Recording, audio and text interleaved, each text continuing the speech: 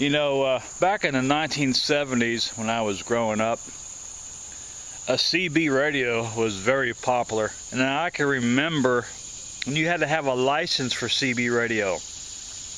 And 5 minutes was the limit. Well, about 1975, the FCC, Federal Communications Commission, dropped the license. Then they made, Hollywood movies about CB, and just went to, anybody wanted to chat. But after they dropped the license, in our neck of the woods, here on the other side of town, it was a lot of fun. There wasn't everybody was respectful. And I'm glad the FCC dropped the license on it.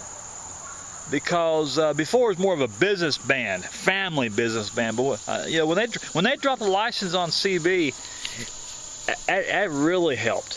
I don't even understand why they had a license for it in the first place. But they dropped my dad's old call sign. I don't know if he wants me to give it or not. I would. I'm gonna see if I can give his permission to give his old CB call sign. I think he still has it. I think 1973. But you had to give that call sign, and he was only allowed to chat 5 minutes. But when they dropped the license, it was the best thing ever happened. But CB days were fun. And I remember one time my dad and his buddy was on the CB, and there was nobody else on there because they was chatting 40-45 minutes. Nobody. And my dad, I forget who he's talking to, but I never forget it. My dad says, "Hey Joe," he said, "let's do a little test, okay?" And he said, "Yeah, what kind of test?" He says, "Let's ask everybody that's listening to us right now to key their mics and say hi." So they paused for at least a good minute to make sure everybody, to try to, hey, come on, let us know. They just didn't hesitate for 10 seconds. Dad and his buddy just quit talking for a good solid minute. And about 35, 40 seconds into it, there must have been 1,000 people key their mics. Say, "Yeah, we're here. Joe here," or another John, another Joe, John, Mary.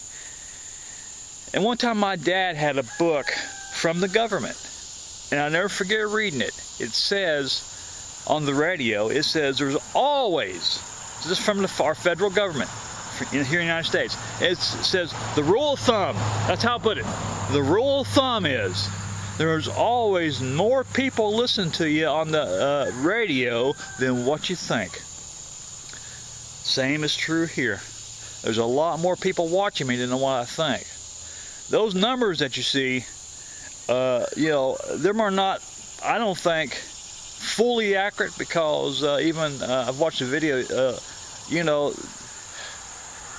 there's so much coming into YouTube that is impossible to get every number. At least that's my opinion.